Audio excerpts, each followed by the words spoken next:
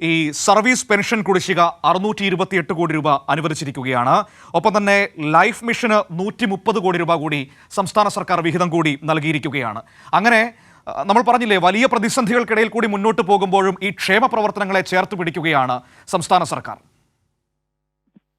തീർച്ചയായും മനു സൂചിപ്പിച്ചതുപോലെ തന്നെയാണ് ധനമന്ത്രിയും നേരത്തെ ഇത് തന്നെയാണ് വ്യക്തമാക്കിയത്. സംസ്ഥാനം കടുത്ത സാമ്പത്തിക പ്രതിസന്ധിയൊക്കെ നേരിട്ടാൽ പോലും സാധാരണക്കാരുടെ വിഷയങ്ങളിലുള്ള ഇടപെടൽ അത് ഒരു തരത്തിലും ബുദ്ധിമുട്ടുണ്ടാകുന്ന തരത്തിലേക്ക് നീങ്ങുകയില്ല.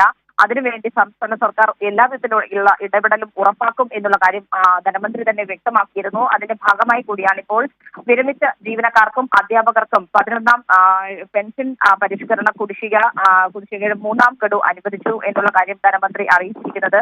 5.07 ലക്ഷം പേർക്കാണ് ഇതിന്റെ ഒരു ആനുകൂല്യം ലഭിക്കുക. ഇതിനുവേണ്ടി 628 കോടി രൂപയാണ് ധനവകുപ്പ് ഇപ്പോൾ അനുവദിച്ച് ഉത്തരവിറക്കിയിരിക്കുന്നത്. ഇതിനു പുറമെ ലൈഫ് മിഷനാണ് 130 കോടി രൂപ കൂടി അനുവദിച്ചിരിക്കുന്നത്. ഭവനരഹിതർക്ക് സുരക്ഷിത വീട് ഉറപ്പാക്കുന്ന ലൈഫ് മിഷൻ ഉറപ്പാക്കുന്ന ഒന്നാണ് ലൈഫ് മിഷൻ പദ്ധതി എന്ന് പറയുന്നത്. അതിന്റെ ഭാഗമായി കൂടിയാണ് ഇത്തരത്തിൽ ഈ തുക അനുവദിച്ചിരിക്കുന്നത്. ഇതിൽ ഈ ഒരു പദ്ധതിക്ക് ഈ വർഷം മാത്രം അനുവദിച്ചത് 356 കോടി രൂപയാണ് എന്നുള്ളതും ഇതിന്റെ ഒരു പ്രത്യേകതയായി എടുത്തു പറയേണ്ടതാണ്. മനു. ശരി ഷീജയാണ് തിരുവനന്തപുരത്ത് നിന്ന് വിവരങ്ങൾ നൽകിയത്.